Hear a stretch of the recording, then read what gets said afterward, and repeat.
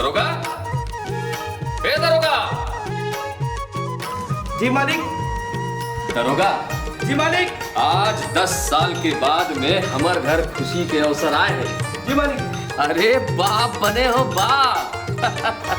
अच्छा पहले ये बता, आज छट्टी में नाच गाना की का व्यवस्था है? मालिक आप चिंता झन करो, पूरा पूरा व्यवस्था है। कैची दो वाला बोले हम अपन दोनों जन बाई ला लेके आते हैं। वाह ये दे मालिक, कैची वो आइज गे पाप रथ हो मालिक। खुशी रहा। अच्छा देवी कैसे हो गए कैचू?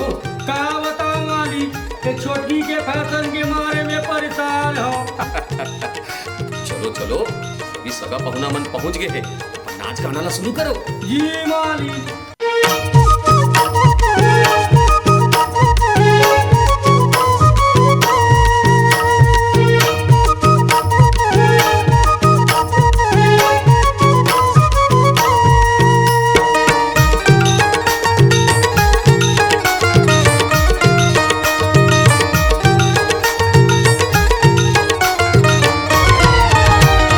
खोपा के गजरा हा चुक चुक ले फबे गोरी मटकथे ना। खोपा के गजरा हा चुक चुक ले फबे गोरी मटकथे ना। टूरी मात गेहरे मौरे आमा कसी मात गेहे। टूरी मात गेहरे मौरे आमा कसी मात गेहे। बंगला की पान खाई मूला रचाई टूरा हम कथीना। बंगला की पान खाई मूला रचाई टूरा हम कथीना। इटूरा मात गेहिरे मन मऊहा पिए कस्मात गेहे। इटूरा मात गेहिरे मन मऊहा पिए कस्मात गेहे।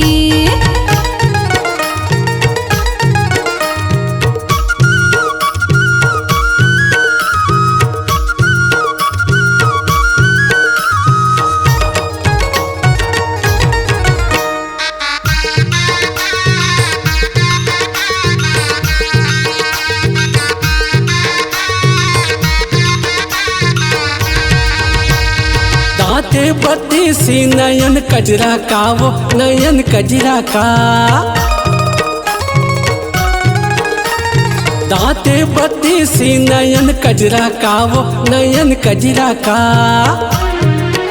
तोरे माया के मारे तोर माया के मारे हो गे हाँ पगला टूरी मात के। टूरी मात गेहरे मौरे आमा कसे मात गेहे। इटूरा मात गेहिरे मन मऊहा पिए कस्मात गेहे।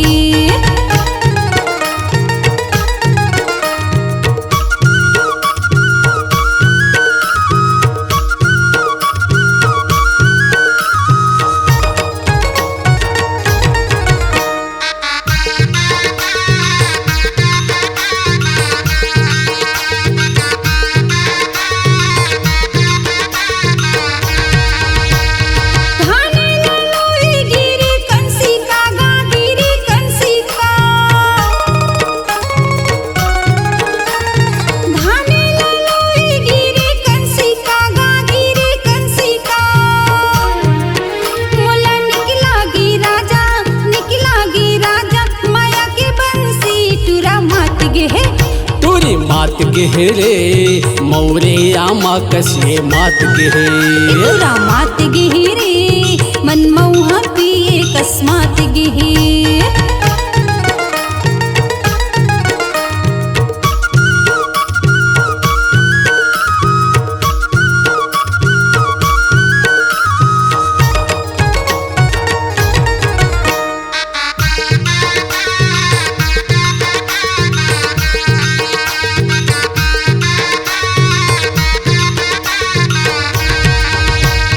एक बोझा राहेल काड़ी दुई बोझा कांसिया दुई बोझा कांसी।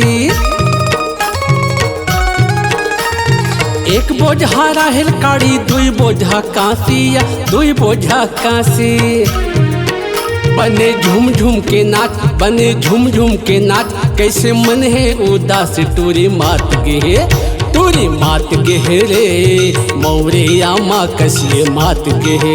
टूरी मात गेहरे मौरे आमा कसे मात गेहे। खोपा के गजरा हा चुक चुक ले फबे गोरी मटकथे ना। खोपा के गजरा हा चुक चुक ले फबे गोरी मटकथे ना। टूरी मात गेहरे मौरे आमा कसे मात गेहे। टूरी मात गेहरे मौरे आमा कसे मात गेहे। टुरा मात गेहरे मनमोहा पिए कस मात गेहे। टूरी मात गेहरे मौरे आमा कसे मात गेहे। टुरा मात गेहरे मनमोहा पिए कस